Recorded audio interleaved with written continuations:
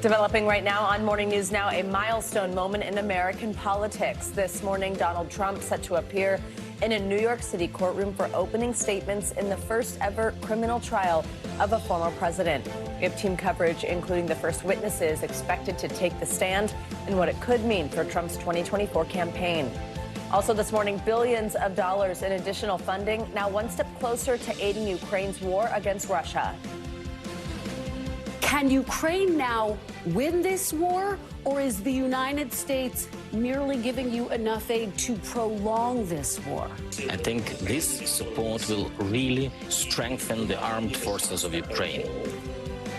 More on a massive bill now on its way to the Senate as House Speaker Mike Johnson faces the fallout.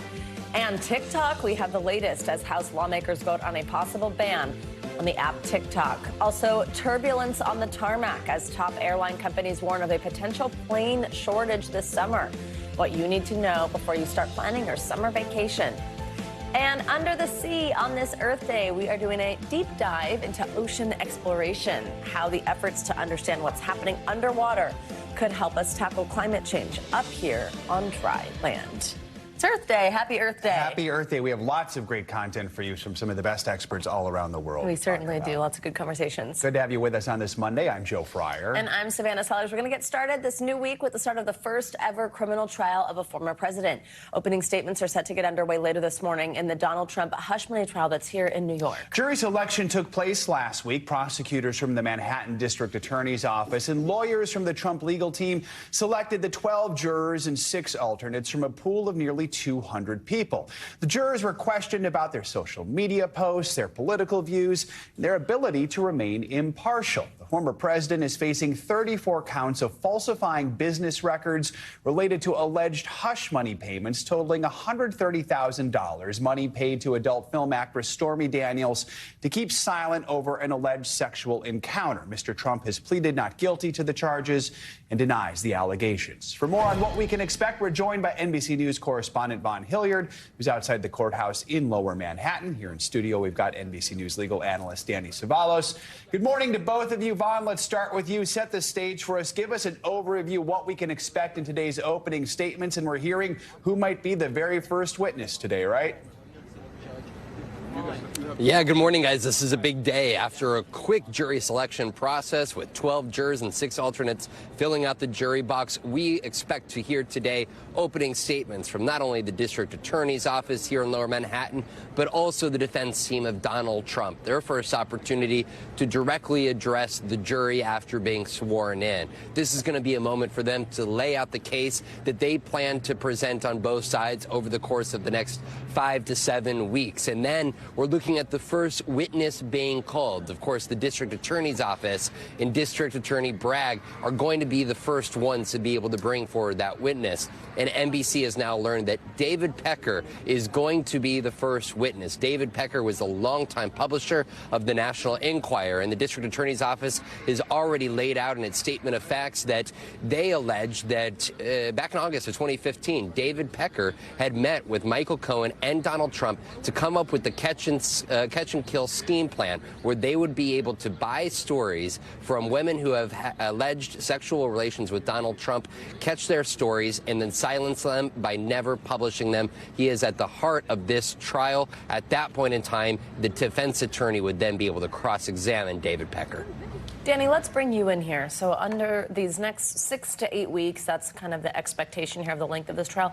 What are you looking for, especially putting in context now we have an idea of who the first witness is most likely to be? What do you see happening on both sides here? Yeah, the people are probably going to tell a chronological tale. In the beginning, there was this seedy relationship between Pecker and the National Enquirer and people in the Trump orbit, and the idea was to catch and kill stories that were negative about Trump, and then maybe even beyond that, distribute stories that were negative about his rivals. So it looks like that's the direction they're going to go. Walk us through a chronological tale. Look for them to diffuse right out in the open Michael Cohen's credibility issues, the credibility issues of any of their other witnesses. This is very common in the case of cooperating witnesses that they have credibility issues. This is nothing new. The people know how to deal with this, and they will deal with it probably in the classic way, which is, look, the defendant chose these bad guys as their friends. That's why we have to call bad guys as witnesses. That's just sort of the standard script. Look for the defense, on the other hand, to take any number of different angles of attack. One would be that Trump himself wasn't involved in this activity. Number two, that this was personal. It had nothing to do with the campaign or the election itself. And finally, just a standard look at those witnesses. They can't be believed. They have their own credibility issues. Vaughn, another issue brewing. The judge presiding over the case, Juan Merchan, also set to hear arguments tomorrow on whether Trump violated a gag order before jury selection began. This is likely going to be an issue throughout the trial. What can we expect? Right. The district attorney's office has asked the judge to make the determination that Donald Trump has violated this gag order. There are more than 10 different social media posts which the district attorney office alleges that Donald Trump crossed the line of bringing up witnesses' names, including Stormy Daniels and Michael Cohen. But also there was one particular post last week in which he quoted a Fox commentator talking about jurors or potential jurors, and it would be up to the judge to determine whether he has actually crossed the line of potential intimidation towards the jury and the witnesses. That hearing is going to be tomorrow morning. The district attorney's office has asked Donald Trump to not only be fined $1,000 for each violation, but also they have asked the judge to warn Donald Trump that if he were to violate the gag order again, that he would be thrown in jail through the rest of this trial. Danny, while we have you, let's also talk about the Trump civil fraud case verdict. There's been back and forth here. This is over the bond, over the payment. Get us up to speed, because this is also something we could get an update on this week. Yeah, remember, this was a dollar amount that was originally reduced to $175 million. Trump was able to find a company to write that bond, but what the Attorney General is now arguing is that the company itself isn't allowed to write bonds in the state of New York, that they may not have the funds. And these are all real concerns, because the whole idea behind a bond is that if a defendant just decides to appeal, they can string a case out, and whether or not they win or lose 2 years from now when the appeal is decided, there may not be any money left because they've spent it on their appeal, and they can't give that money that they did have but now don't have. So that's the idea behind the bond. And what the Attorney General is arguing here is that, okay, they said they posted a bond, but this bond isn't doing the one thing that bonds are supposed to do, which is give us confidence that it's a legitimate bond. And so this is going to determine whether or not the Attorney General has a point, or whether or not this company, Knight, shows that it can actually pay this bond. It's going to be a very interesting thing, because if not, then if there's no bond, then Trump has a big problem. Several cases to keep track of here. Danny and Vaughn, thank you both. Appreciate it. Well, Israel is stepping up its attacks across Gaza this morning following 2 deadly strikes it carried out on Rafah over the weekend. More than half of Gaza's population is sheltering there after fleeing from other parts of the enclave. Palestinian health officials say dozens of people were killed, most of them children, when Israeli forces hit 2 houses in Rafah.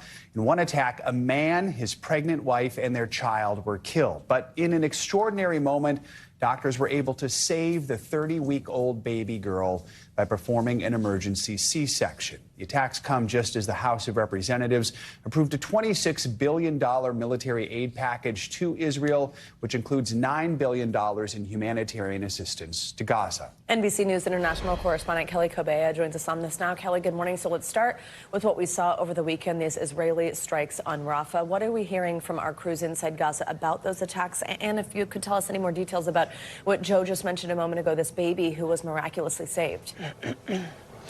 Yeah, so those strikes hit a couple of homes, according to our crews on the ground. One home, the home of the Abdel Al family. Our crews on the ground spoke to members of the family. They say 16 people were killed, including 13 children. A family member told our crews there that 30 children were inside a 4-story home, and they say there was no pre-warning. Some members of the family were actually pulled out of the rubble and saved. And yet another home was hit as well, and this is the home where a man, his pregnant wife, and their 3-year-old child were staying. All 3 of them were killed, but the wife, who was 7 months pregnant, was taken to the hospital. Doctors at the Kuwaiti hospital were able to deliver her baby via C-section and revive the little girl, putting her on oxygen and taking her to the Emirati hospital. We are in contact with health officials on the ground as we speak. One of the doctors treating the baby said she is expected to survive. Savannah, Joe. It's good news to hear there, Kelly. So we are also learning this morning the head of Israel's military intelligence is resigning over October 7th, a failure to prevent the Hamas attack on that day. What more are we learning there? Yeah, so this is the first senior figure to step down over the failure to stop the October 7th attacks by Hamas, the deadliest assault in Israel's history. He is Major General Aaron Haliva. He said in his resignation letter that his intelligence division did not live up to the task it was entrusted with. He said, "I carry that black day with me ever since." He also said, "I will carry the horrible pain of the war with me forever." We do expect other senior security officials to resign, but the timing of that is a little bit unknown.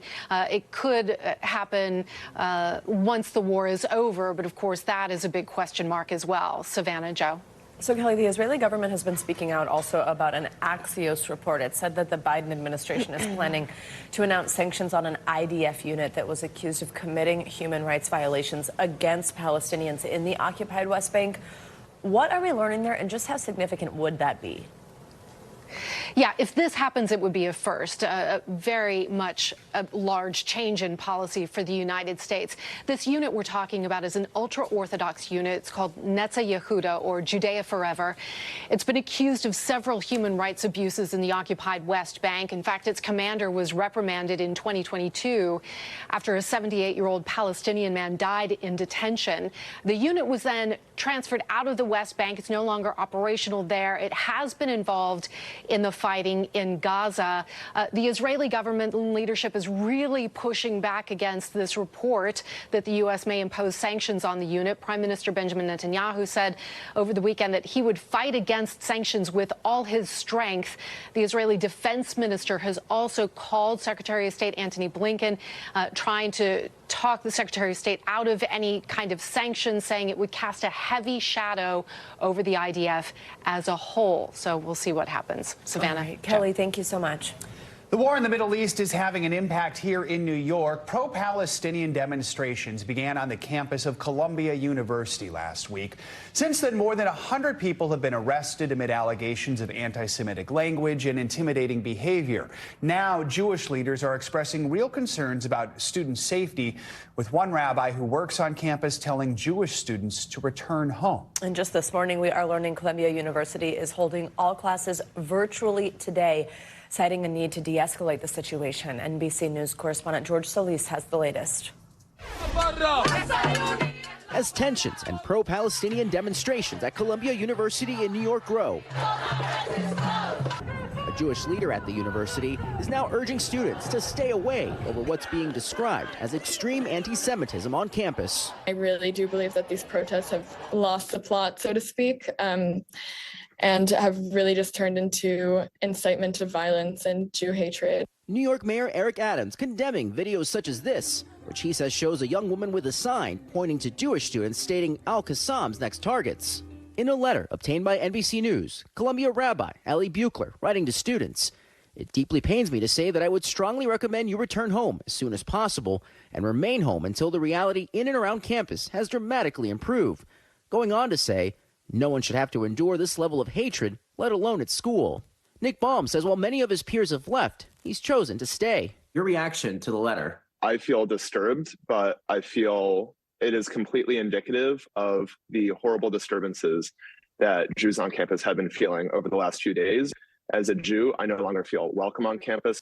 A Columbia University spokesperson tells NBC News in part, We are acting on concerns we are hearing from our Jewish students. So he has been Republican Congresswoman Elise Stefanik, who played a role during a hearing on anti-Semitism at Columbia this week, now calling on University President Minu Shafiq to resign. The White House weighing in, saying in part, while every American has the right to peaceful protests, calls for violence and physical intimidation targeting Jewish students and the Jewish community are blatantly anti-Semitic, unconscionable, and dangerous. They have absolutely no place on any college campus or anywhere in the United States of America.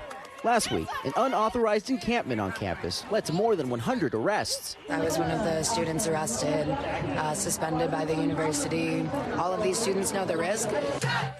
An escalating conflict growing more contentious on campus. George Solis, NBC News.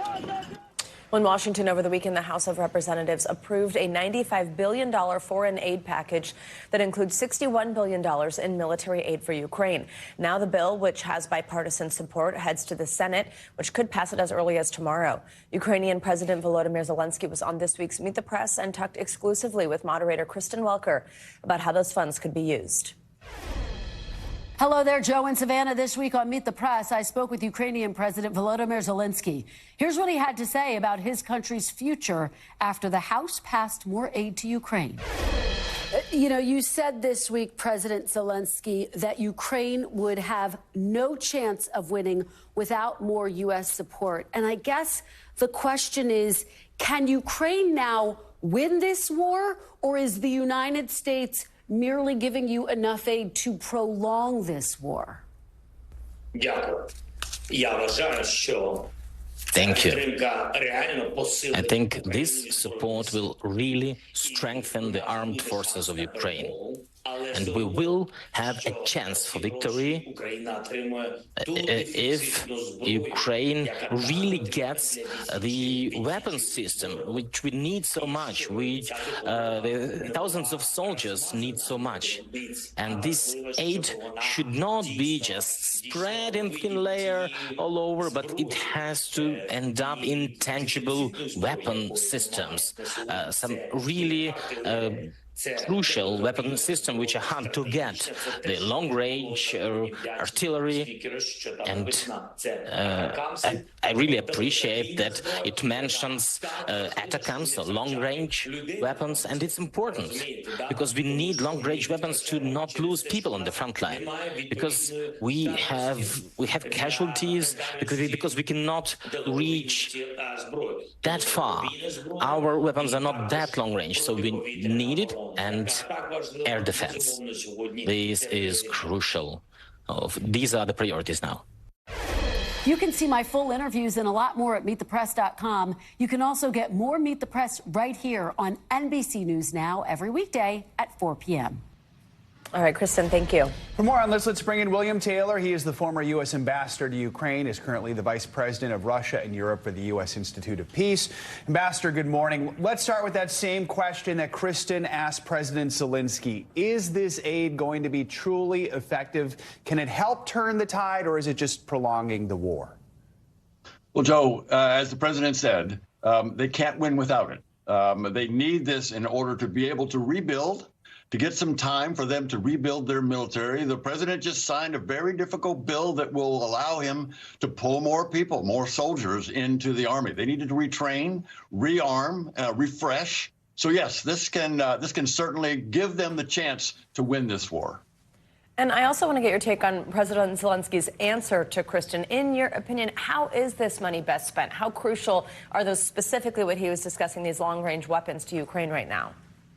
Savannah, the long-range weapons are really important. There's going to be a change. We're not talking about fighting across a line now. These long-range weapons give the Ukrainians the ability to shoot into Crimea, Russian-occupied Crimea. There's a bridge, Savannah, that connects Crimea into Russia, and that's how they supply themselves. If these long-range Russian weapons can take out that bridge, it'll be very difficult for the Russians to sustain themselves in Crimea, and that could help turn the tide. Ambassador, the Kremlin was quick to respond, comparing the war in Ukraine to Vietnam. What do you think of that comparison? How do you think President Putin is interpreting this lifeline the U.S. is now throwing toward Ukraine? Joe, I fought in Vietnam. The moral clarity of this war, let's remember, the Russians invaded Ukraine. This is clear. We know what side the right is on this one. In Vietnam, it was morally ambiguous, I will say. It was more of a civil war in Vietnam. In Ukraine, this is one big nation invading a smaller nation. The moral clarity is there. Ambassador William Taylor, we always appreciate your expertise. Thanks for joining us this morning. Thank you. Thank you. Well, for months, the House struggled to pass this foreign aid bill, and it has caused tension within the Republican Party. Conservative members have been openly warning House Speaker Mike Johnson that even bringing the bill to the floor could result in an effort to remove him from the speakership. So what is the reaction on Capitol Hill this morning now that the bill has passed? Let's bring in NBC News Capitol Hill correspondent Ryan Nobles. Ryan, good morning. Thanks for joining us. So what finally got this done, and what were lawmakers saying after it passed? Well, Savannah, the key to all of this was the Speaker, Mike Johnson. He was the one who had the ultimate power to bring the bill to the floor. We've known for months that if the bill actually got an up or down vote, that it would pass easily. That's exactly what it turned out to be. But Speaker Johnson had to take on the conservative flank of the Republican Party in the House of Representatives, who have been threatening him with a motion to vacate, which could remove him from the speakership if he even brought Ukraine to the floor. He has done that, and now the motion to vacate looms large. And here's what some of those conservatives are saying.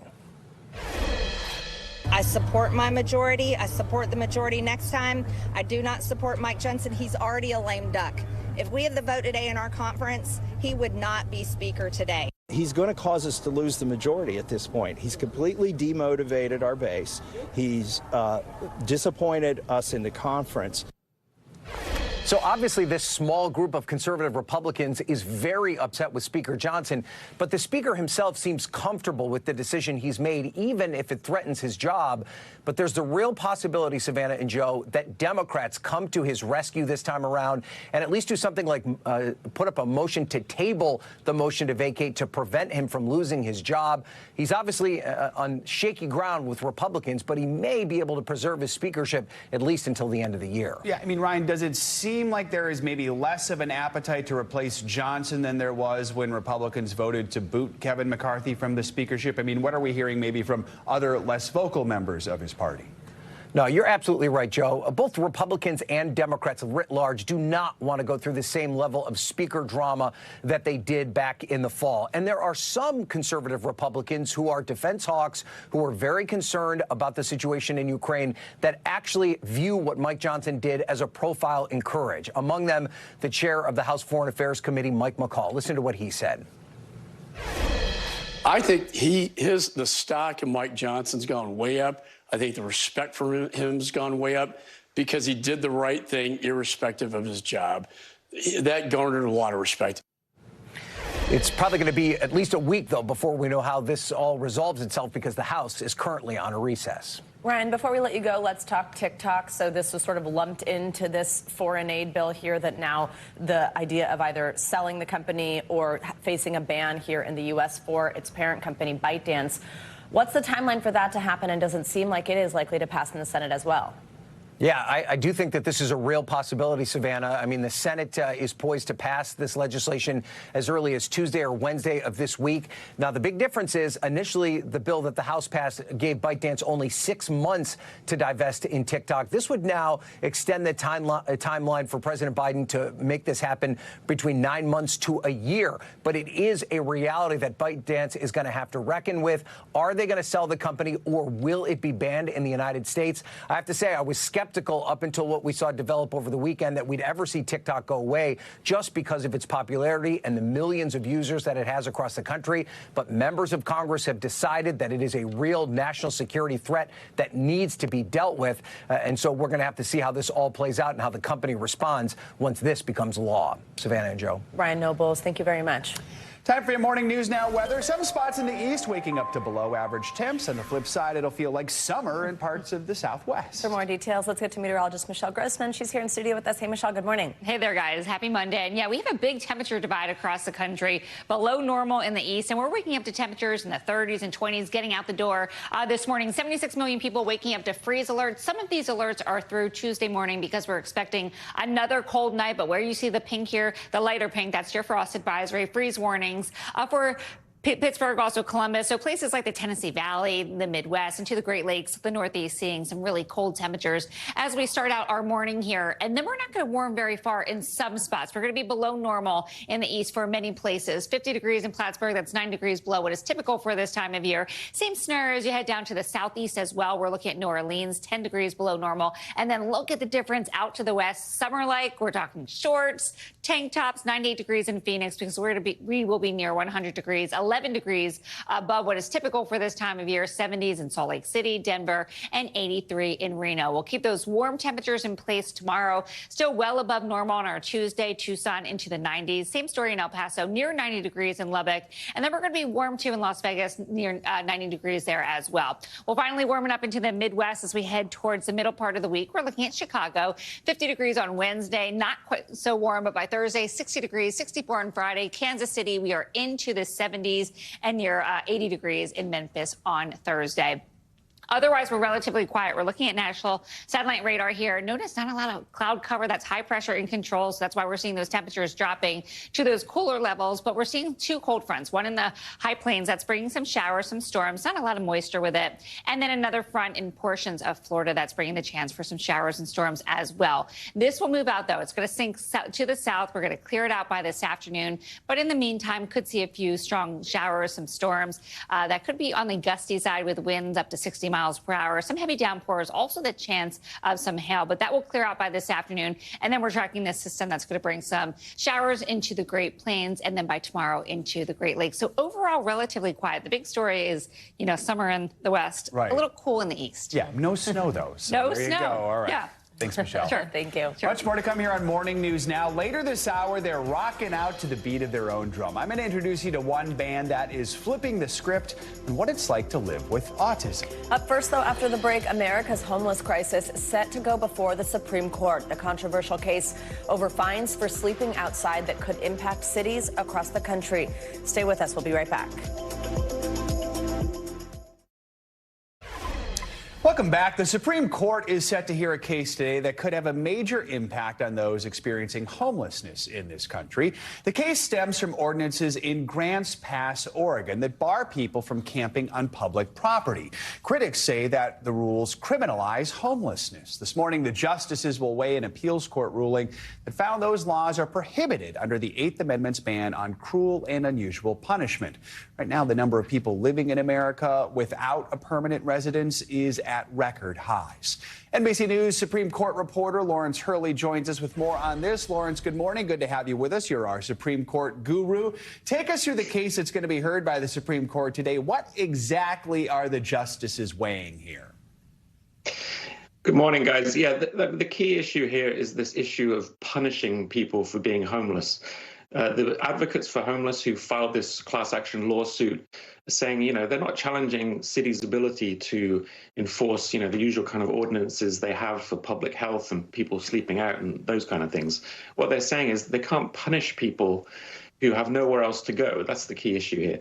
So basically, there's fines, there's penalties, there's potentially jail time for people who are sleeping on the street, but they don't have anywhere else to go because this city in Oregon doesn't have very many beds, very limited space. The city says maybe they could just go to other places outside of the city. But the appeals court that upheld the ruling in favor of these homeless people said that's not good enough. The city has to do what it can within its own jurisdiction. It can't rely on other cities to do its job for them. Lawrence, what impact could this case have on how local and state governments tackle this issue as we see these populations rise? I mean, it could be a huge deal because if the court was to uphold this appeals court ruling in favor of the homeless people, suddenly a ruling that was at the moment only applies to Western states would apply to the whole country. And then, of course, on the other side, if the court overturns that decision, it's a big blow for homeless advocates. And we can hear a little bit now from Ed Johnson, one of the lawyers for the homeless people in Oregon.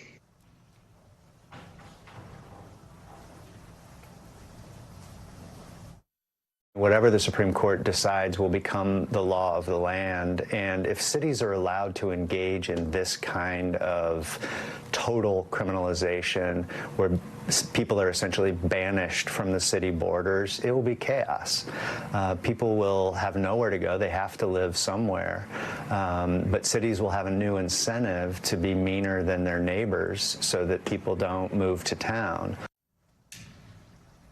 So as you can see, for the advocates, the stakes are high because a ruling against them, they think, could really empower cities to be more punitive against the growing homeless population.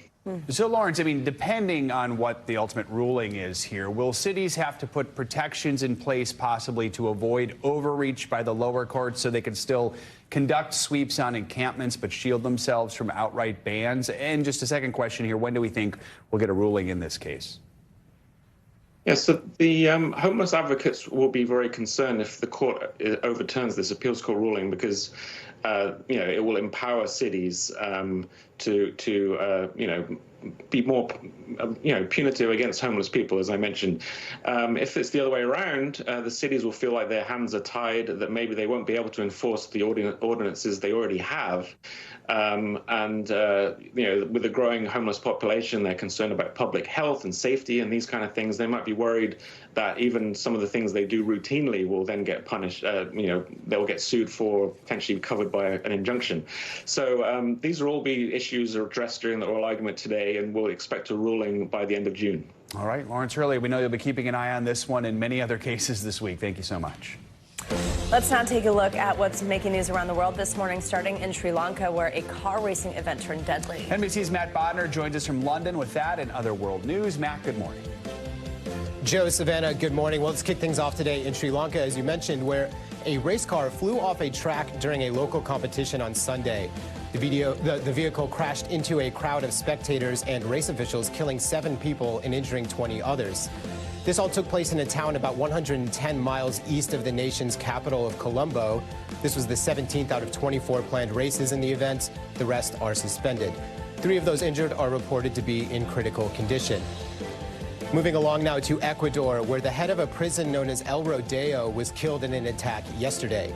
Authorities have not released any information about the attack, but another person was reported injured in the incident. The killing comes the same day that Ecuadorians went to the polls to vote in a referendum on a package of proposed security measures that President Daniel Noboa is making a centerpiece of his war on organized crime. And we'll wrap things up today in New York, where a Nigerian chess champion faced off against a child education activist nonstop for 60 hours on Times Square.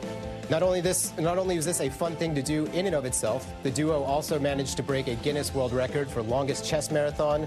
The previous record holders played for just over 56 hours. The Nigerian champ, Tunde Onakoya, hopes to raise $1 million for child education across Africa. Savannah, Wow. Joe? Geez, 60 hours. That is a lot Not of good chess. for 20 minutes. My gosh. Matt Bodner, thank you so much.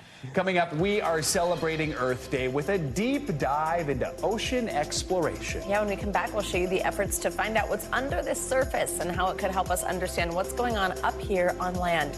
Stay with us. This is Morning News Now. Welcome back. Well, guess what? Today is Earth Day, and to mark it, we are taking a look throughout the show at everything from renewable energy to what you can do in your community. We're going to kick off our coverage this morning by taking a deep dive into ocean exploration. The ocean makes up about 71% of the Earth's surface. Despite its size and its importance to life on Earth, the majority of what goes on beneath the surface is still largely unknown.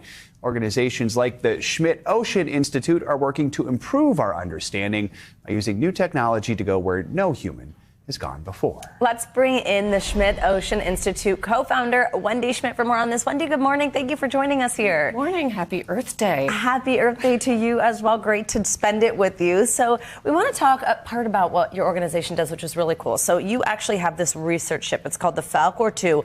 It is free, as my understanding. Scientists can say, I want to come on board. I want to do research here. Tell us about this kind of program that you've created, and what type of discoveries have been made on this ship. When we started doing this in 2013, we launched our first ship. The problem is that there isn't a lot of ship time for scientists who want to do this kind of research. That's the gating item. So my husband and I thought, let's make the ship time available as much as possible for scientists all over the world. We've had more than 1,100 of them so far. Wow.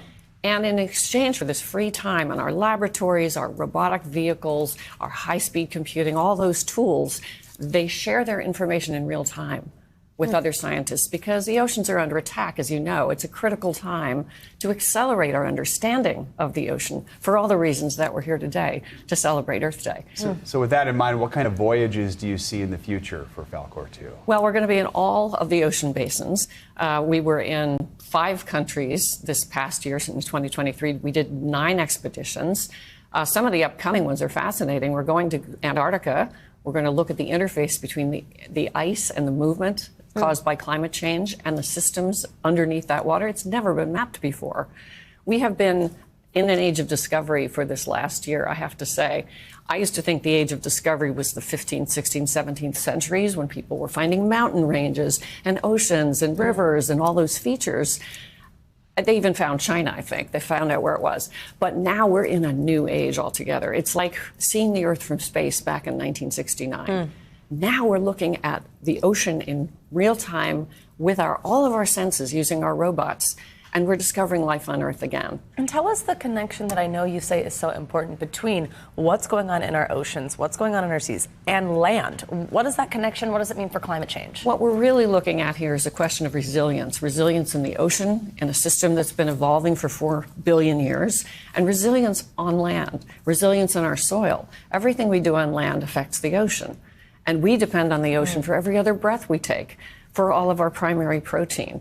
And there's so much to discover there that could be of use to humans for medicine in the next pandemic. Heaven knows our exploration will help us protect the ocean and create the resilience that it's meant to have. Our impact is affecting that now. And that's what has to change. So if you compost at home and you look at the packaging you buy and you really question how much of that plastic should be in your life, it's going to end up in the ocean. 40% of the debris in the ocean is plastic packaging. Make some little changes, right? We can reduce our emissions by going solar if we can, right? Use your local produce, your local farmers markets, right? Support local resilience because soil health is ocean health. That's how to think about it. In just a few seconds, what's your message to people who feel like climate change is such a big problem right now? They're overwhelmed by it. We're all overwhelmed by it, but I think individual actions will add up together. And those things I just mentioned, leading to resilience, if that's the thing you're really thinking about, you will help the ocean. Because all of us really want to be part of the solution, not part of the problem. And really good tips that anybody can kind of grab onto. Farmers market, reducing plastic, things like that. Wendy Schmidt, thank you so much. Happy Earth Day. We appreciate your time this morning. It's really incredible the work you're doing. Thank you. Good to see you. Staying outdoors, rising sea levels and storm surges are posing major challenges for the Gullah Geechee Nation. This community of slave descendants has thrived as a coastal society for centuries along the South Carolina coast. Their heritage and lifestyle are now at risk because of climate change. NBC News correspondent Bree Jackson has a look at the efforts to save their culture. God, quite trouble the water. You can see how the little ripples and things like that going like that. Water, essential to all, but even more precious for Gullah Geechee communities, working to maintain their distinct way of life away from the mainland. That allowed our Africanisms, as others call it, to continue to evolve here in this land, but to also amalgamate into this unique Gullah Geechee culture. And so we say we the Binya, we the Guayna, we Toto. We traveled to St. Helena, South Carolina to meet Queen Quet, chiefess of the Gullah Geechee Nation. Descendants of slaves, they're known for their unique language and traditions like basket weaving. For decades, they've retained their culture despite the landscape around them changing. The movement of the Gullah Geechee as part of the Great Migration brought culinary traditions, food traditions, spiritual traditions to the rest of the United States. Before, the issue was bridges coming in and bringing people in who were overbuilding and displacing us. Now, one of the biggest concerns is climate change. Increased storm surge and rising sea levels threaten their land and lifestyle. That causes more flooding. It's causing saltwater inundation in places that were freshwater areas, which also impacts some people's farming ability. Queen Quet tells me rising temperatures are also taking a toll. Our oysters we won't have, nor will we have shrimp or crabs if the ocean acidifies. I'm Geechee. I grew up eating crabs. There's a lot of crabs on the table throughout my life. Tia Clark runs a business in Charleston, South Carolina, focused on catching blue crabs, a key ingredient in Gullah Geechee cuisine. It has changed my life and put me in this place to come outside every day and share my culture. Clark says the water brings her closer to her culture, but she's seen conditions for the wildlife decline. With climate change, if it stays this warm, then the crabs are around, which means there's going to be a lot of pressure put on them by me and other people that are trying to catch them. To help, conservationists are building oyster reefs to create a habitat for sea creatures to survive. Look at where that line is from here for how this reef is protecting the grass. When we start losing some of these resources and when it really starts hitting home and affecting more people is when some real change is going to happen. This is an effort to ensure survival. Absolutely. Every part of what we're doing is to ensure our survival as Native Gullah Geechees and the survival of our tradition. A fight against climate change to preserve their way of life. In South Carolina, Bree Jackson, NBC News. And stay with us. We've got much more Earth Day celebration coverage to come in our next hour. And coming up, a summer shortage that could impact your vacation plans. Up next, why airlines say they could soon have fewer planes than they need. What you need to know before you book. This is Morning News Now.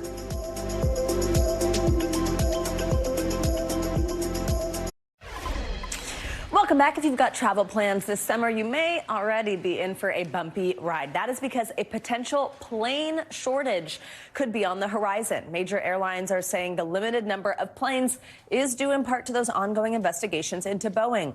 NBC News correspondent Marissa Parra has more. Summer travel is expected to soar to record highs, but a potential shortage of planes looms on the horizon. And that's leaving airlines really bracing to make sure that they can handle that onrush of travel demand. U.S. airlines this year expected to receive 40% fewer planes than they planned for last year, according to industry group Aerodynamic Advisory, which means one thing for your travel budget. From a consumer standpoint, with demand strong and supply relatively weak, that's a recipe for higher airfares. United Airlines and Southwest pausing hiring. United even offering their pilots unpaid leave. Alaska Airlines, along with Southwest, unsure how many flights they can fly, calling their capacity forecasts uncertain. All of the airlines pointing directly to Boeing's 737 MAX production delays. The aviation giant facing quality control scrutiny and under investigation by the FAA after the door plug blowout in January. Boeing's number of airplanes deliveries sank to 83 in their last quarter compared to 157 the one prior. You've got this effort to return to 2019 levels of jetliner production. Airbus is getting there. Boeing is stumbling pretty badly. Boeing CFO Brian West saying last month, we're deliberately going to slow to get this right, and we're the ones who made the decision to constrain rates on the 737 program. All of this on the brink of sky-high travel demand. Major airlines bracing for a huge travel season following a record-setting year for TSA travel numbers. It means higher prices, but also planes that are going to be more full than they would otherwise be. Airlines now have just months left to course correct before summer travel takes off.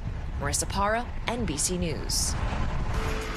Time now for some financial headlines. Tesla is cutting car prices yet again. CNBC's Silvana Henao joins us with that and other news. Hey, Silvana, good morning. Hey, Savannah. Hey, Joe. Good morning to you. Happy Monday. Yeah, so Tesla is cutting prices worldwide for many of its cars as it deals with falling sales and weaker demand for electric vehicles in the U.S. Tesla is lowering the price of the Model Y, X, and S by $2,000 and the price of its full self-driving driver assistance technology by $4,000. Now, the latest cuts come as Tesla gets set to report earnings tomorrow. The stock falling below $150 last week, wiping out all the gains made over the past year. Tinder is adding a new safety tool. It's called the Share My Date feature, which lets you share details with family and friends with a single link. Now, this includes the location, date, and time of the date, along with a photo of your match and link to their profile. Dates can be set in the app up to a month in advance. Tinder says about half of users under 30 already share details on their dates with friends, and 20% do so with their mom. And Nike is set to sign an 8-year deal worth up to $28 million with basketball star Caitlin Clark, beating out Adidas, Under Armour, and Puma. The Wall Street Journal reports Nike's offer includes a signature shoe. The length of the contract suggests the company sees long-term global appeal for Clark, as she'll have a chance to represent the U.S. at 3 Olympic Games over the next 8 years, guys. There you go. Love to see There's that money we want to see her There it making. is. That's what you want. Yes, absolutely. Solana Henao, thank you so Thank much. you. Coming up, they are a rockin' band with a special bond. How this quintet is flipping the script on living with autism. We're going to jam with them next on Morning News Now.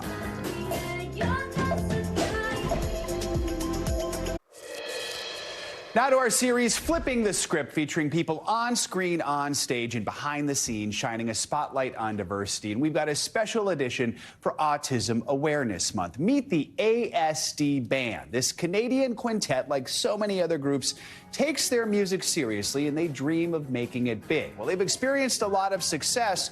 They're also hoping to challenge views on autism. You see, ASD stands for Autism Spectrum Disorder. And for 4 of the band's members, life on the spectrum is part of their reality. Created in 2019, the band now has a new album, but says their message is about more than music. Ready? 1, 2.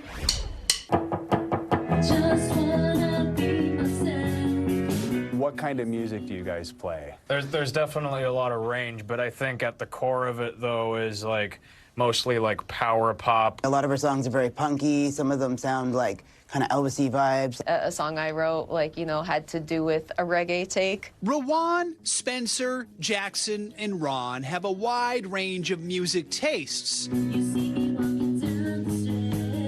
they all have one thing in common. We're all like very openly autistic, and we bond over that, and it positively informs the music we create. For 4 of the 5 band members, living with autism is part of their day-to-day lives. And while they all got into music as individuals, autism is what brought them together. I love performing with this band because we all have different abilities with you know, that blow everyone's mind when writing our original songs. And everyone has something new to the table. Jackson loves the 50s music. Spencer's all about the punk. Yeah, I just keep reading that you love the 1950s. I can tell just from your hair right there, right?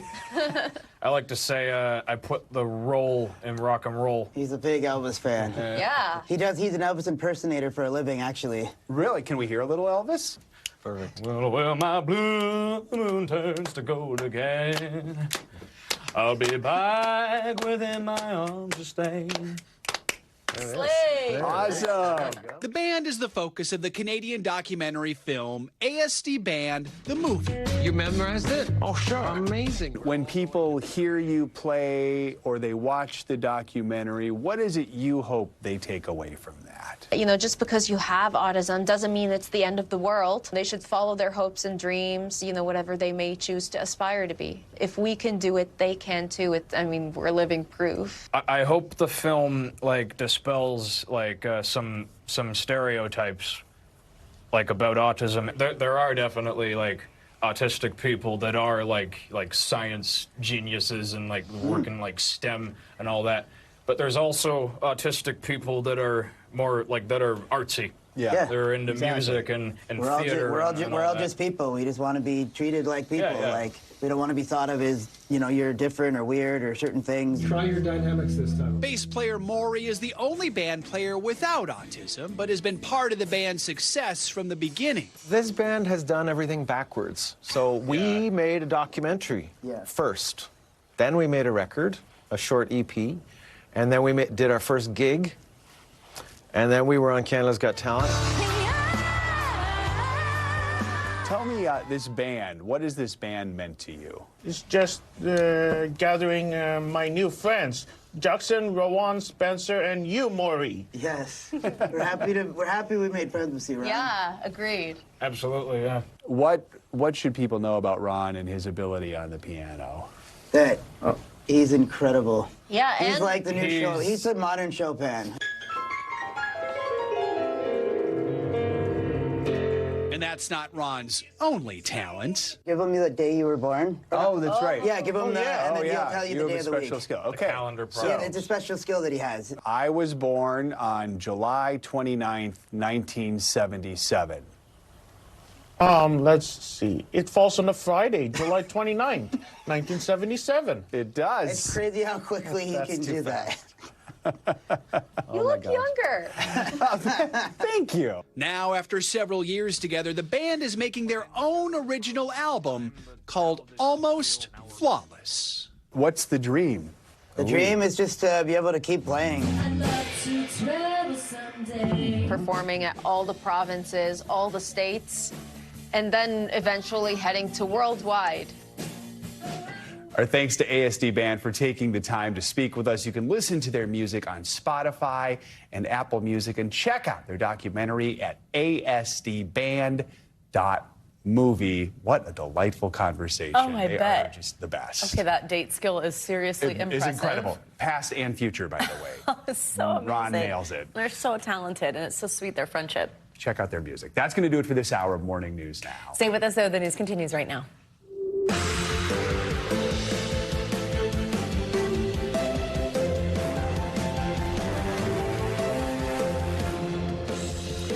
Good morning. Thanks for getting your week started with us. I'm Savannah Sellers. I'm Joe Fryer. Right now on Morning News Now, history set to unfold in a Manhattan courtroom.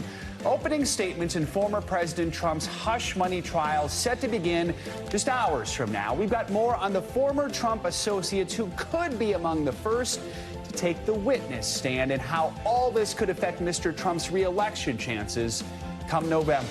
Staying in the race for the White House, could a third-party candidate like RFK Jr. actually hurt former President Trump more than President Biden? We're going to dig into some surprising new NBC News polling that may shock voters on both sides of the aisle.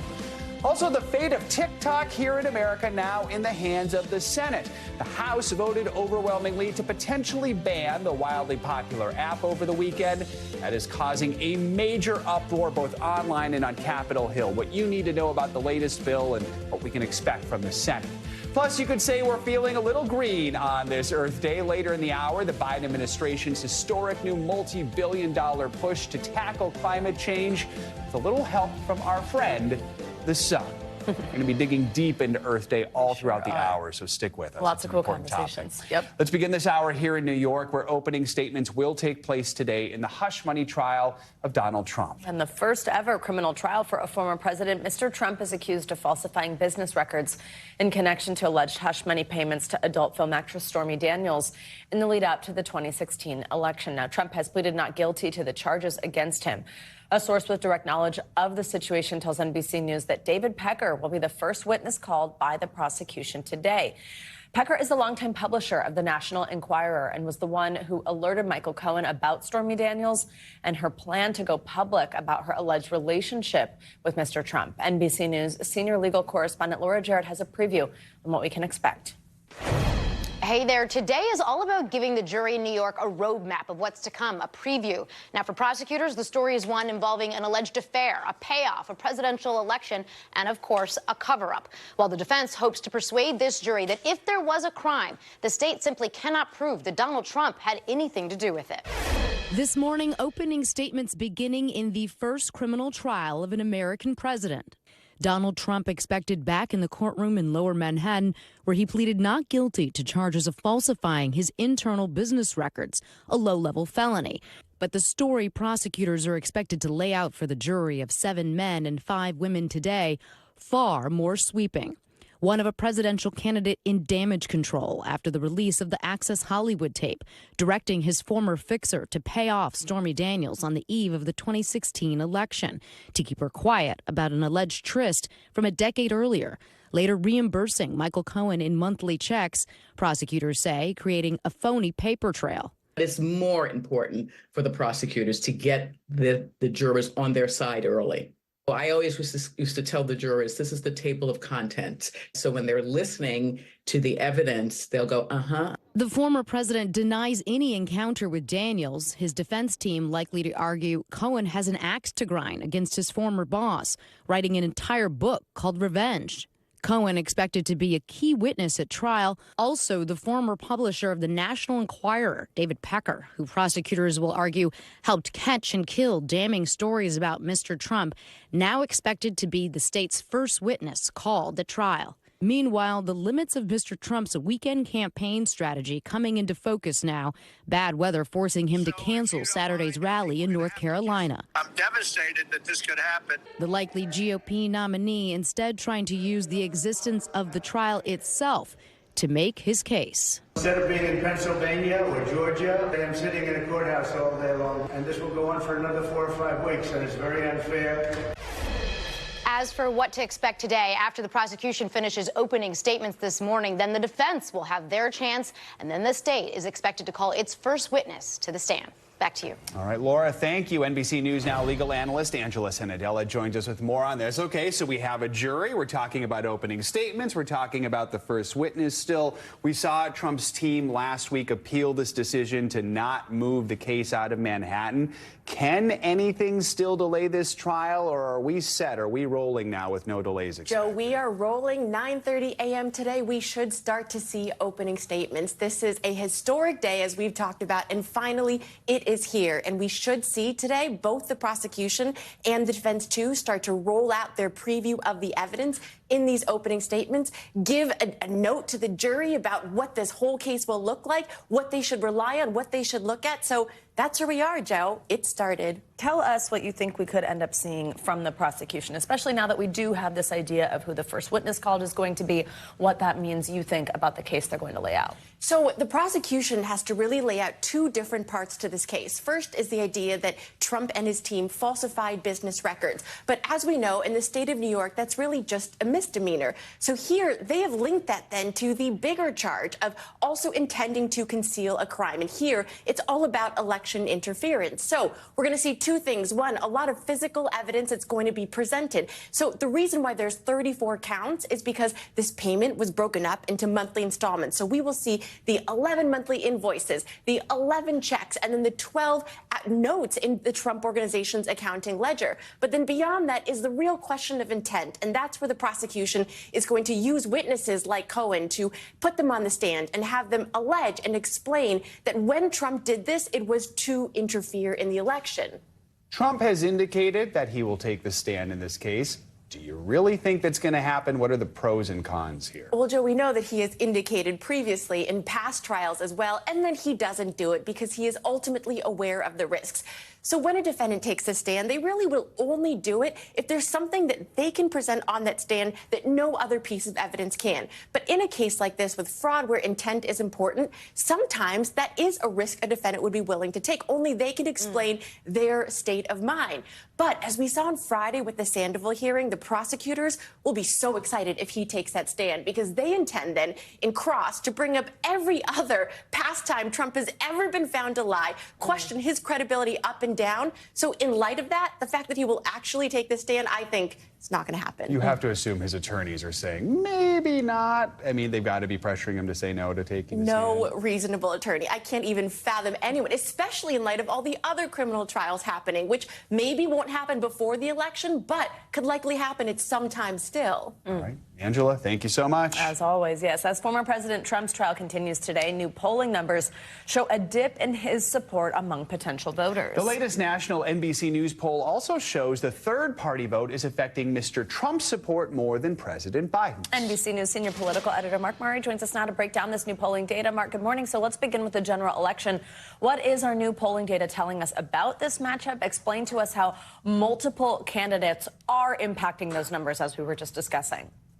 Yeah, Savannah. So in our two-way ballot between President Biden and former President Donald Trump, Trump holds a 2-point lead within the margin of error. 46% of registered voters backing Trump, 44% for President Biden. But when the ballot is expanded to 5 candidates, President Biden is the one with a 2-point lead within the margin of error at 39%, Donald Trump at 37%, and Robert F. Kennedy Jr. at 13%. And what is notable is that there's a greater share of Trump voters in that two-way ballot who end up backing RFK Jr. than Biden voters. And it is contrary to a lot of other polling that's out there, as well as the conventional wisdom that is the larger share of the third-party vote would end up hurting President Biden. Well, in our poll, it shows it actually hurts Trump a little bit more, but with caveat, this is one poll, and we'll continue to see if it reflects in other ones. So those are the candidates. Let's take a look at some of the issues that voters say are important to them. What's standing out? Have we seen any changes at all over the last few months? Joe, this is the first time we've asked this question this cycle, but it looks very similar to what we ended up seeing in the 2022 midterms in our poll, where you end up having cost of living inflation at number one, then followed by immigration in the border, threats to democracy. But when our poll asks a separate question on is there one issue that fires you up that you would vote for or against a candidate solely on that basis, what really does pop is threats to democracy and constitutional rights, as well as the issue of abortion. Abortion on those numbers you just showed are kind of in the middle of the pack. But when it's asked, like, is there one issue that really fires you up? We do see abortion play out on that. Mark, according to our latest polling data, interest in the presidential election has reached a 20-year low for this point in the election cycle. Tell us about that. Savannah, we've been asking a question on do you have high interest in the election dating back to 2008? And this is the lowest share, 64% saying that they have high interest that we have seen at this juncture of a presidential contest.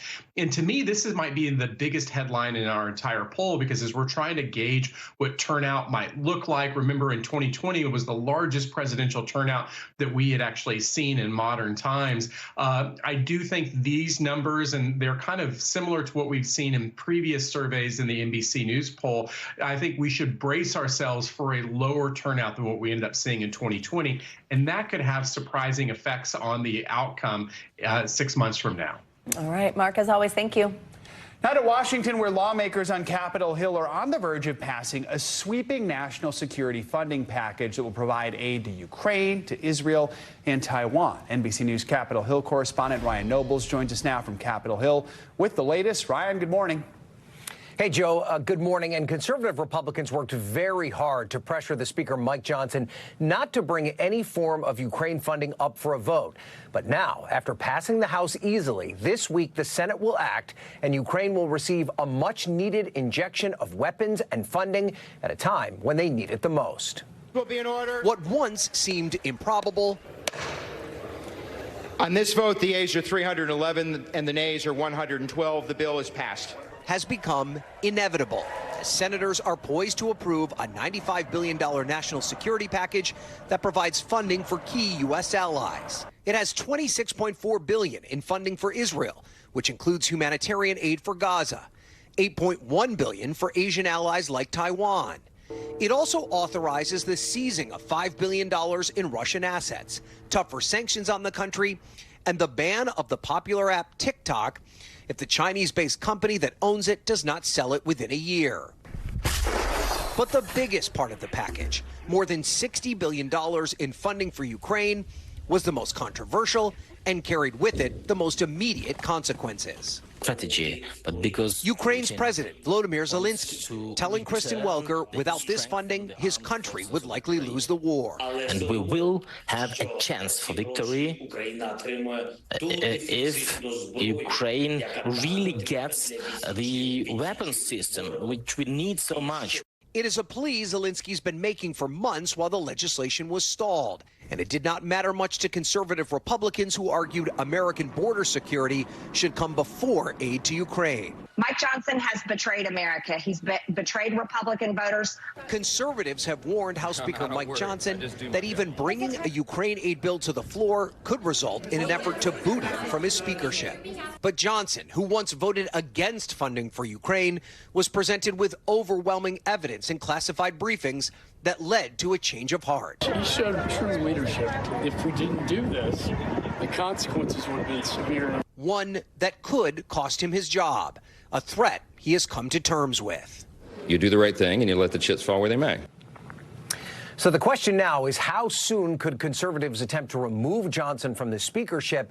And if they do, will Democrats come to his rescue?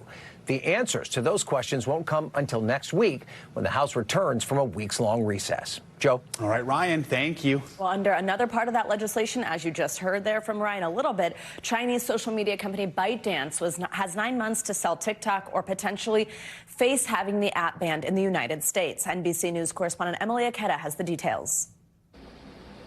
This morning, the fate of TikTok in a race against the clock. The bill is passed. The House passing a bill that would force the app's Chinese parent company, ByteDance, to sell the platform within a year to a new owner, up from the original 6 months, or face a national ban of the widely popular social media app with 170 million American users. I hope there's a way we can save TikTok. The vote passing with a resounding 360 to 58. But online, some are rallying against the ban. Did you know that 7 million small businesses in the U.S. rely on TikTok to generate revenue? Urging their followers to take action. Please just contact your state senators and let them know that you do not support this ban. Some in Congress agree. I'm just concerned about the impact of the local economy across America, and I'm hopeful the Senate will weigh in and make some of those changes. The focus now turning to the Senate as early as this week, before it goes to the president. If they pass it, I'll sign it. But even if the bill becomes law, no changes would be made overnight. ByteDance has 9 months to sell, and there's room for an extension. TikTok is likely to consider filing a lawsuit on First Amendment grounds, so that could push the timeline out even further. Government officials have repeatedly raised serious national security concerns, saying China could force TikTok's owner ByteDance to expose a trove of detailed information about American users and push propaganda. TikTok has fiercely pushed back, most recently telling NBC News a ban would trample the free speech rights of 170 million Americans, devastate 7 million businesses, and shutter a platform that contributes $24 billion to the U.S. economy annually. And experts say the blowback against lawmakers could have big implications. I do think that a lot of these representatives are severely underestimating how angry this is going to make the American public. Our thanks to Emily Aketa for that report. Let's take a look at what's ahead with your Morning News Now weather forecast. Michelle Grossman is in studio with us, and she's back. Hey, Michelle, good morning. Hey there, guys. And we are relatively quiet today, tomorrow, into Wednesday. Things start to ramp up by Thursday and Friday. But looking at this map for today, quiet weather pattern. The biggest story today will be the temperature divide across the country. Really warm out west. We're looking at temperatures into the upper 90s, near 100 degrees in some spots. And then out to the east, we're starting out chilly, and we're going to keep it below average. But still a really nice day. Lots of sunshine throughout New England into the Northeast and Mid-Atlantic. Watching a few showers, even some gusty thunderstorms in portions of Florida. We have a front that's sinking through, but that's going to be off the coast by later on this morning. And then we have another front bringing some showers and storms into the high plains. That will move off to the Great Lakes tomorrow. Still pretty quiet on Wednesday. We have that April warmth still in the southwest into the Intermountain West. Chilly still in the Great Lakes region, the Midwest, into parts of the Ohio Valley as well. Then we have some rain from that front that I just talked about in the high plains today. That's going to move to the Great Lakes tomorrow, then eventually into the Northeast by Wednesday. We could see a little bit of snow, too, with some colder air mixing into the northern parts of New England. Otherwise, we're quiet in the Southeast. We're quiet in the Ohio Valley, also the Tennessee and Mississippi Valley.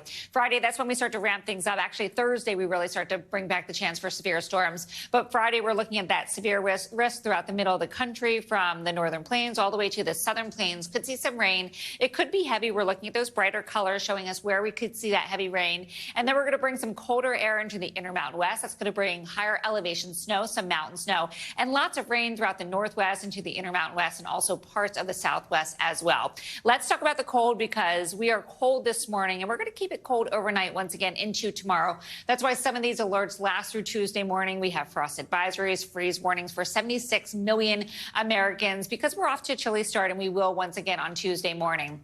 We'll keep it on the cooler side as we go throughout the rest of this Monday. Not terribly cold this afternoon. We have lots of sunshine, that April sunshine warming us up, but still below normal. So Memphis, 68 degrees today. That's 8 degrees below what is typical for this time of year. And we're looking at 75 in Corpus Christi. But look at that big temperature difference. Feeling like summer in the west. Temperatures near 100 degrees in Phoenix, 98 today. That's 11 degrees above normal. 70s in Des Moines, Denver, Salt Lake City. Reno, you're going to be warm too. 83, that's 17 degrees degrees above average. We'll keep that warm air in place tomorrow in the west, where temperatures once again into the 70s, 80s, 90s, 90 degrees in El Paso, 8 degrees above average, and 93 in Tucson. So that's a big story as we go throughout this Monday. Notice satellite radar showing us that we are very quiet. We have some green showing up on the map. That's light rain throughout the high plains, that front that I mentioned earlier. Also throughout the Florida Peninsula, the southern part of Florida. But notice that front sinking down to the south, and we'll move off the coast over the next several hours. In the meantime, we could see some isolated showers, some storms,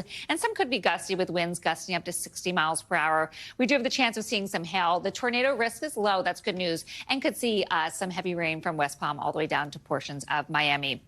That other front brings showers along the front, very isolated too. Not a whole lot of rain with this. We're not expecting severe weather, but we are expecting the chance for some storms, some showers, and this will move off to the east by tomorrow into the Great Lakes and then eventually into the Northeast by Wednesday. So we are relatively quiet today, tomorrow, Wednesday, and then things start to get a little bit busy on Thursday.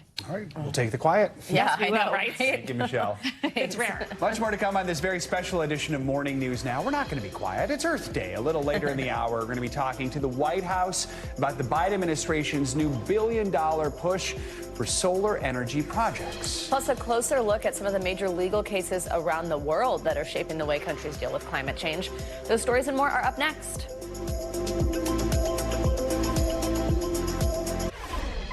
Welcome back. Israel's prime minister is pushing back against reports that the U.S. is planning to impose sanctions on an IDF unit that's accused of committing human rights violations against Palestinians in the occupied West Bank. The move comes after dozens of people in Gaza were killed in Israeli strikes on Rafah. NBC News Chief Foreign Correspondent Richard Engel joins us now from Jerusalem. Richard, good morning. Good morning. There is a very strange dynamic here at the moment. The House just approved nearly $30 billion in aid for Israel, much of it for the Israeli military. But at the same time, the Biden administration plans to sanction a small part of Israel's military. And that is what's adding to these long simmering tensions between the administration and Prime Minister Netanyahu. Pressure is growing against Prime Minister Benjamin Netanyahu from all sides. The Biden administration is set to impose sanctions on a unit of the Israeli military accused of human rights violations in the occupied West Bank. Netanyahu on Sunday saying he will fight the sanctions with all his strength, while inside Israel, people increasingly want him gone. He's a disgrace to the human and the Jewish people around the world and Israel. Netanyahu faces corruption charges, and protesters claim staying in power and out of court is his main priority. He says the charges are politically motivated. Protests like these are now happening every week, and they're growing, calling for new elections and for Netanyahu to step down. Why? Multiple reasons.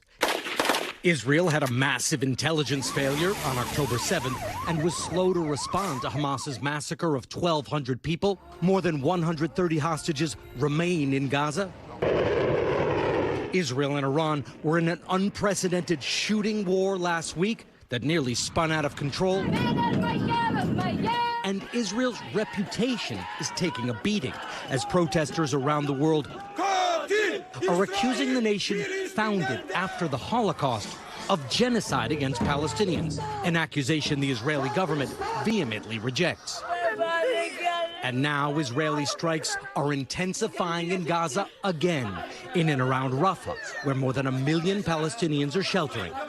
Israel says Hamas is hiding among the civilians. Officials say dozens of Palestinians were killed, including the Judah family. But in a medical miracle, doctors rescued the baby, who survived. Also today, the head of the Israeli military intelligence department tendered his resignation, acknowledging failures to anticipate and stop Hamas's October 7th attacks. Joe. All right, Richard, thank you so much. Let's get more international headlines now. North Korea just conducted its latest weapon test. NBC's Matt Bodner joins us with that and other world headlines. Matt, good morning. Joe, Savannah, good morning. Well, let's kick this off on the Korean Peninsula, where South Korea's military is claiming this morning that the North fired several short-range ballistic missiles into the sea. South Korea has, of course, decried this move as a threat to stability in the region. The missiles flew about 186 miles, South Korea says. The launch coincided with a visit to South Korea by U.S. Space Command General Stephen Whitting, who was hosted by South Korea's top commander. Moving along now to Haiti, where armed gangs have launched a renewed assault on parts of Port-au-Prince, the nation's capital. The timing of the attacks come ahead of a transitional council that's coming into power. This is aimed at installing a new government that can bring an end to the ongoing political crisis in that country. Haiti's current Prime Minister, Ariel Henry, pledged in March to step down. This is under pressure from the U.S. Gangs currently control an estimated 90% of the capital. We wrap things up today in Tokyo, which celebrated Pride over the weekend. The city's bustling Shibuya and Harajuku districts were packed with 15,000 people taking part in the event this year. This year's Tokyo Pride was a special one, marking 30 years since the first ever Pride parade in the city. Only 1,100 people took part back then. That was August '94. Today, Tokyo Pride is one of the largest Pride events in Asia. Japan, for the record, is the only G7 nation that does not recognize same-sex couples, despite public opinion polls showing overwhelming support, somewhere around 70%. Back to you guys. All right, Matt Bodner, thank you so much. Thank you. Coming up, we are celebrating Earth Day here on Morning News Now. After the break, we're going to dig into the Biden administration's new multi-billion-dollar push for solar energy projects as the White House looks to make climate change a priority ahead of November's election. That's next. Stay with us.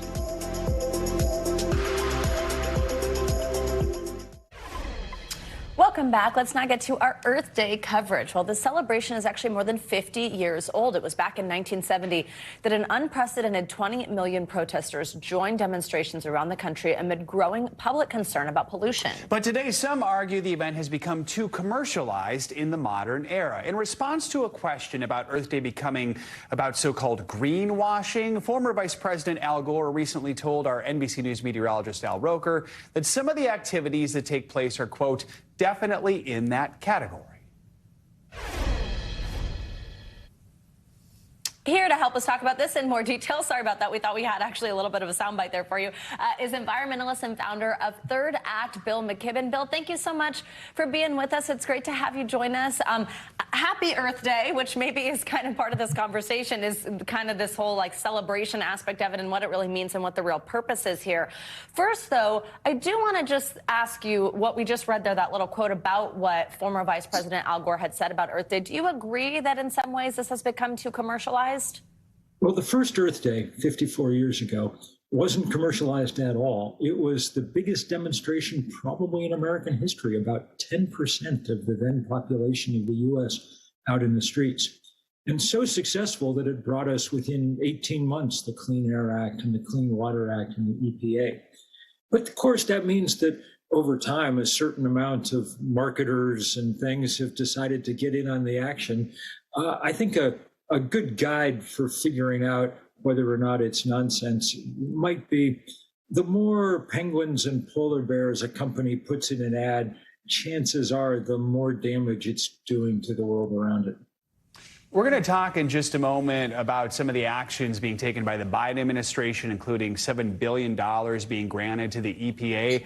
Overall, do you think lawmakers are doing enough, especially in an election year, or do we need to hear more from them about this issue? Well, look, this is the biggest problem the world has ever faced, the biggest problem our species has ever wandered into. Last year was the hottest year in 125,000 years, and this year's starting out hotter. There couldn't be enough attention from lawmakers. That said, Joe Biden somehow managed to finally convince Congress to put some serious money on the line, and the Inflation Reduction Act is now beginning to produce real returns. Factories springing up around the country to build batteries and so on. And today, the president, with AOC and Bernie Sanders, two of the original sponsors of the Green New Deal at his side, will be putting aside $7 billion for Solar for All and announcing this Climate Corps, youth around the country coming out to do the work that we need to do to help transition America. So that's a good sign that they understand that 70% of Americans know that climate change is a deep and serious problem, and want the government to do more. In a country as divided as ours, 70% is pretty good. Do you think that we are seeing the type of passion and sort of urgency around this issue that we did? I mean, those numbers are pretty astounding that I mentioned a moment ago. Back in 1970, 20 million protesters joining in that sort of led to the creation of this day. Do we still see that? Do we still feel that? I think we need more, and I think you get at something really important here. We spend a lot of time talking about all the things that will happen if we don't take action on climate change, and they are scary and sobering, and they should be. We need to spend more time talking about the remarkable possibility for adventure and change that we have right now. We stand on the precipice of transforming ourselves from a species that sets things on fire here on Earth, coal, gas, oil, wood, and instead learning how in very short order to rely on the fact that the good Lord hung a large ball of burning gas 93 million miles up in the sky, and we have the wit to make full use of it. California has produced more than 100% of its electricity needs from the sun and the wind for most of the last month. That's a remarkable watershed, and now we need to build on it and build on it fast, because remember, the scariest thing about climate change is that it comes with a time limit. It's not like our other political problems that we get to gas on about for decades. This one we actually have to do something about, because once the Arctic's melted, no one's got a plan for freezing it back again. That is a very good point and way to spark some urgency here. Bill McKibben, thank you very much for joining us today. Take care. Let's talk more about solar. President Biden is set to celebrate Earth Day by announcing $7 billion in awards for the Environmental Protection Agency's recent Solar for All competition. Yeah, the president heads to Virginia today to speak on the historic grants, while also highlighting his future plans for tackling climate change and how his administration has made progress in the crisis so far.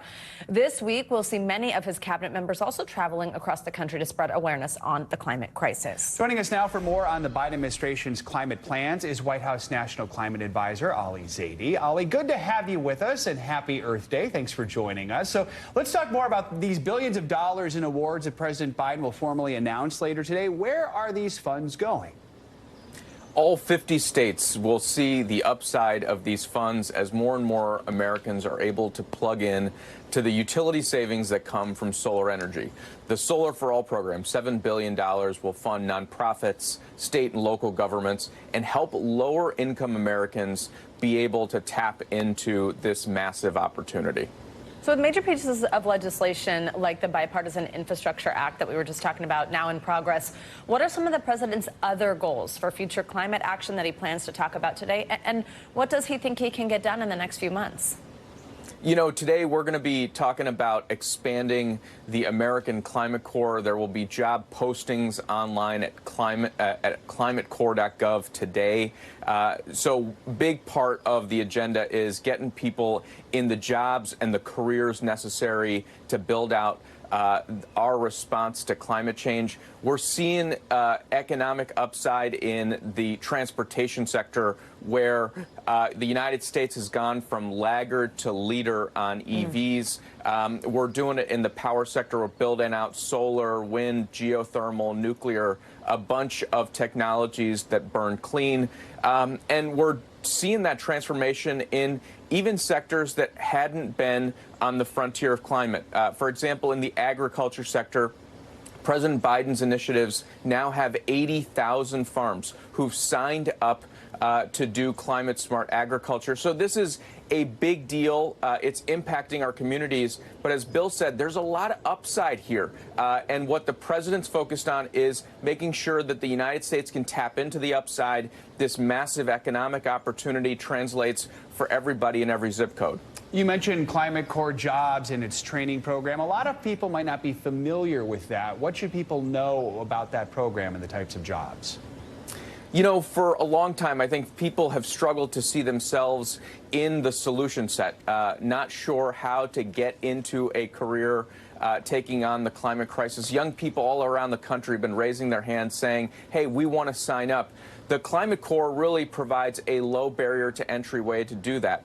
No experience required, no particular background necessary. Just folks who want to step up to the plate and do something. Go to climatecorps.gov, look at the positions near you, or maybe you want to get further away from home. And it's a variety of careers, whether it's, restoring nature in a way that prevents climate impacts from hitting harder. So forest management, remediation, or installing things like solar and EV charging, plugging into the clean energy economy.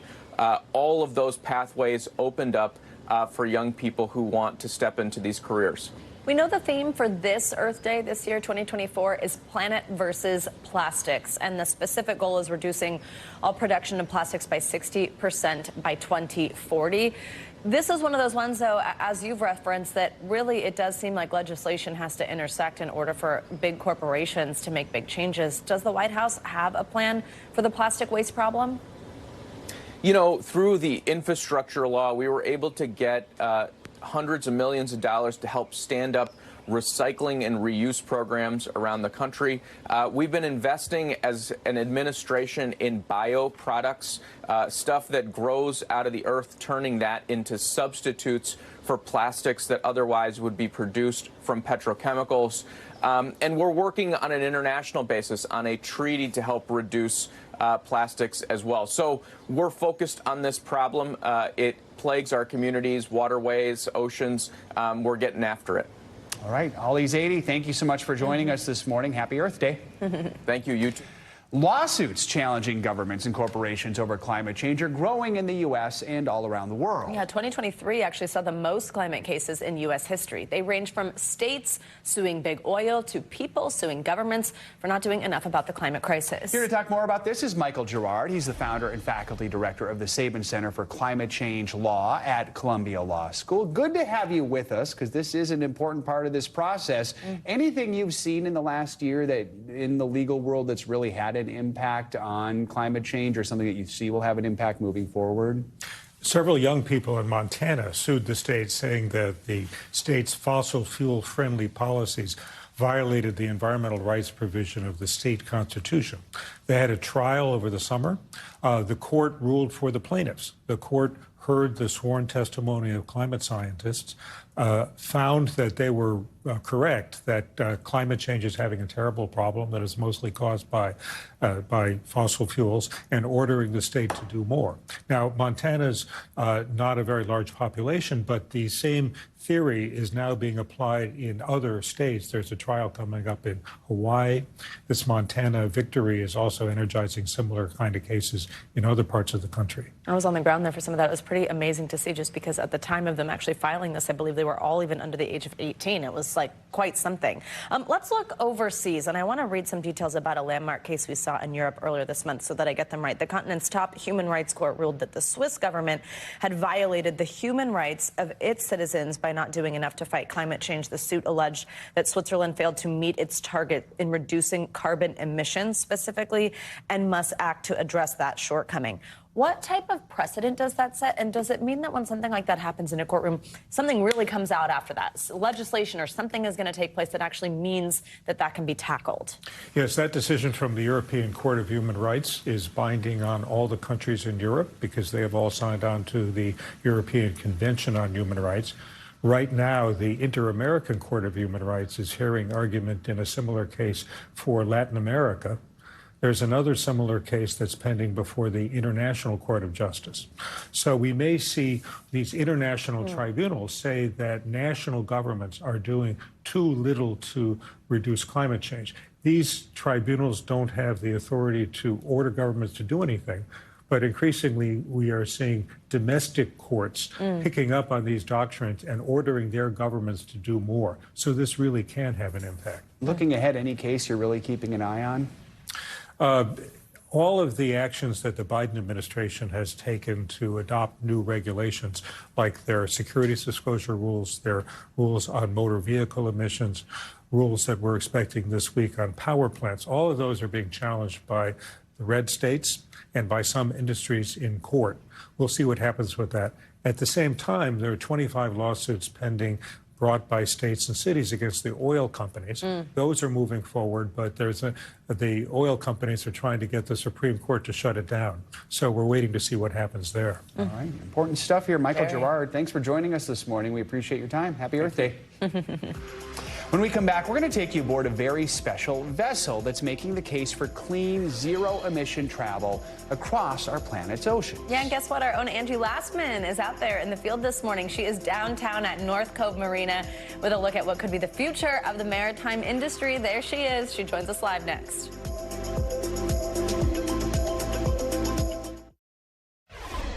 We are back with our ongoing coverage of Earth Day. This morning, we are taking a look at the Earth Observer vessel that has been sailing around the world for the past 7 years. The so-called space-age catamaran is attempting to show how navigation using renewable energy is possible. And lucky for us, the vessel is currently docked here in New York City, so we sent our own meteorologist, Angie Lastman, down there. Angie, good morning. Great to see you out of the studio, down on a ship. Tell us more about this project, how this came about, and the goals here. Yeah, good morning, Joe and Savannah. Happy Earth Day to you. I definitely didn't draw the short straw today. We know that, of course, we are celebrating Earth Day today, but we know how important with the worsening climate change crisis, how the transition to renewable energies, and that is why I'm here on not a spaceship. I know that's what it looks like, but on the Energy Observer ship. It's basically a living laboratory that's been traveling across the globe since 2017, focusing on working towards the transition of renewable energy, especially in the maritime industry, one of the world's greatest polluters. So what we see, solar, wind, and hydrogen energy being produced and stored on this ship. You're seeing solar panels right now on the front of the ship. There is more than 2,000 square feet of them. They are stored in batteries on the ship, and they use it while they're traveling across the world. You're also noticing these two things on the sides of the ship. Those are called ocean wings. That's how they harness the wind energy. And that, of course, goes into powering the ship, too. But we also have no shortage of ocean water when we're out at sea, right? So they use hydrogen energy. They split the hydrogen and the oxygen, and they store them in these massive tanks on the side of the ship, guys. And all of this is what they use to power their research as they travel the globe. That is so cool. That is a lot of solar panels. Wow. So what are some of the things the Earth Observer has actually found over these last 7 years? What are some of the biggest accomplishments? Yes, so much. I spoke to one of the lead scientists aboard. Take a listen to what she had to say herself for that. We have learned a lot of different things. I think like the main learning was about the technology and the fact that such an energy mix can work because we have tested on a boat at a small scale, but it can also be applied on land at much larger scale to provide energy and electricity to a city or even an entire nation. Yeah, and so, guys, what you heard there is basically how important the real-life implementation of this research is. What is it all for if we can't use it in the future to make big changes to this industry? That is exactly what they're trying to do here. So, Angie, what's next for the Earth Observer? Where is it headed next? What's it looking for next?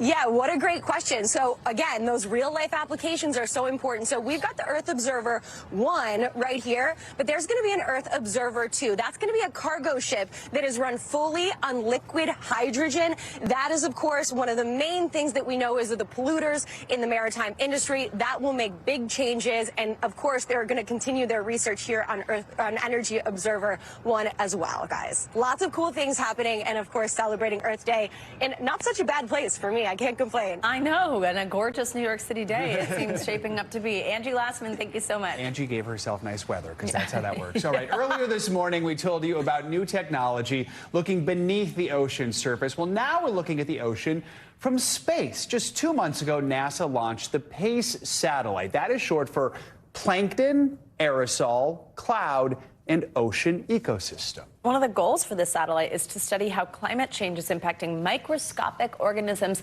that live on the ocean's surface. Scientists say this data is key to understanding the overall health of the ocean's ecosystem. Let's bring in Dr. Ivona Setnich for more on the research. She is the PACE oceanographer. Doctor, good to have you with us. So walk us through the role of plankton in the ocean. It may sound kind of ordinary, but it's really important. What's the role they play in keeping the air and the ocean clean? First, happy Earth Day. And then phytoplankton are the best things ever. That's what I study. So they're teeny tiny microscopic plant-like organisms. And what they do, they just like microscopic, they float around. They are doing similar things to plant on land. They produce the oxygen. They're the base of marine food web, and they're taking down the carbon dioxide, so therefore controlling a climate. They're like amazing, but they come in different colors. They have that spinach color, green, chlorophyll, that we used to study it from space for a very long time. But with PACE and new technology that is carrying, it allows us to see all these different colors of the ocean, different types of algae that come in red colors, orange colors, and so on. And different types of algae, different types of phytoplankton plays different roles in the ocean health and in our climate. Yeah, what does the color of the ocean tell you about the health of the plankton and then the ocean generally, and then also the atmosphere? Yeah, so the color of the ocean, that's what we measure from space. You know, if you ask anybody, ocean is blue, but ocean comes in many different colors. So for example, reddish color of the ocean could indicate different types of phytoplankton. So this, we used to traditionally just look at the green, as I said, but then if we tease out these different colors, we can maybe detect different types of harmful algal blooms along the shores of Florida. We can detect really strongly important fisheries type of phytoplankton in North Atlantic. It's blooming there now. It's a spring bloom there as well.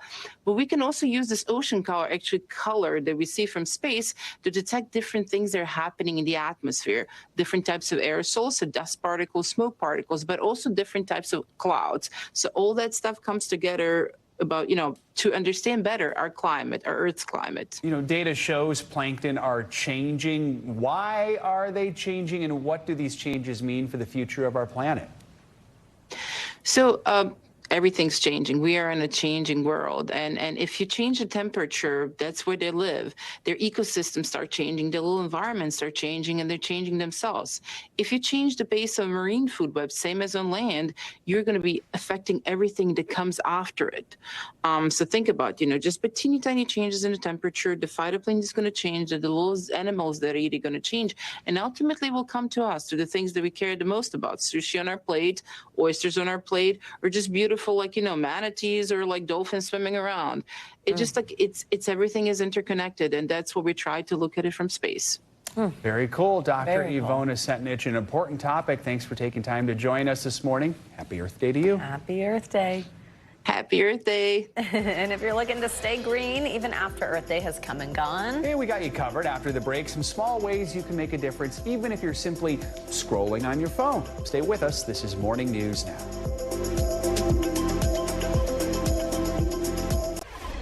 Welcome back. This morning for Earth Day, we brought you from the ocean floor to outer space, everywhere in between. But we are ending this hour with tips on how you can keep the Earth Day celebration going right at home, even after today. Yeah, basically your own home. Small changes can make a huge difference in the fight against climate change. So we've got some family-friendly tips to help us all make sustainable changes that will last. Yeah, to help us out, we've got Allison Shaw. She joins us now. She's an editor and digital producer for National Geographic Kids. Allison, good morning and happy Earth Day. If you can help kids, hopefully you can help us and our viewers understand how we can be helpful here. So many of us are hoping to celebrate Earth Day outside. What are some family-friendly ways to do that, especially for families with little ones?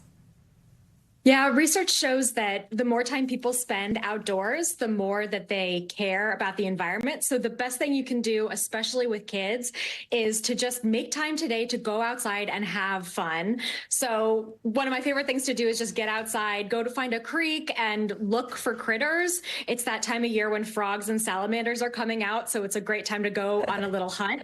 You just want to make sure if you're looking for small animals that you have clean hands, no sunscreen, no bug spray on your hands. hands because those chemicals can harm those animals. If you want to take it a step further, you can participate in a citizen science project where you look for animals, take pictures, and then you can upload it to an app that scientists will use that data. So for example, there's something called Frog Watch where you learn how to listen for frog calls and then record what you heard, or you can upload your photos to iNaturalist. Pictures of basically any animal. Scientists are hoping to study that. We saw something important there. Don't take anything from its natural habitat as well. So if you're stuck indoors for the day, what are some things you can still do? Here's one of your tips, apparently. Showering with your plants. Yes, so fresh, clean water is precious. So a great way to reduce your water consumption is when you're taking a shower, bring your plants in the shower with you, and then you're all bathing at the same time. You're wasting less water. Along with the water idea, when you're washing your laundry, use cold water rather than hot. That uses less energy to heat the water. And then hang dry your clothes rather than using the dryer. Again, that uses less energy. It's also just better for the fabric. There's less wear and tear on the fabric. I love this also, no mow May. Yeah, that idea is that this is the time when pollinating animals like bees and butterflies are waking up and they're hungry. So they need flowers like dandelion blooms and clovers for food, pollen, and nectar. So if you can just leave your lawn alone for a little while, that benefits a lot of tiny insects. Really interesting. Allison, we have like a minute left here, but tell us about this Stop the Like hashtag, an effort on social media. So the idea is that if you see photos of animals like doing something unnatural, so maybe a person who's riding an elephant or someone who's holding a sloth or holding a lion cub, those behaviors are really unnatural for the animals and those animals are suffering. So when you like that content, it's encouraging more of that activity and it's encouraging more of those animals to be taken out of the environment. So it's better to just not like that type of content and even consider reporting it to the app. And my favorite tip besides showering with your plant, which I'll have to look into here. I feel like I'd make a lot of dirt, but I'll try my best here, is to get a cone, not a bowl, when you're going for ice cream. Yes, that is a good one, which too. is just the more delicious option anyway. Yeah, you reduce the waste, right, of the cup and the spoon, and then you just get an extra snack. Exactly. Right, save a piece of plastic and just enjoy your ice cream. Soon we'll see Joe from the shower with the plants. You gonna do it? I don't have any plants. So I have one, and it's not going in the shower because it needs to be watered from beneath. But anyway, Allison Shaw, thank you. Thank you very much, and happy Earth Day. For this hour morning news now. Don't go anywhere, though. The news continues right now. Thanks for watching. Stay updated about breaking news and top stories on the NBC News app or follow us on social media.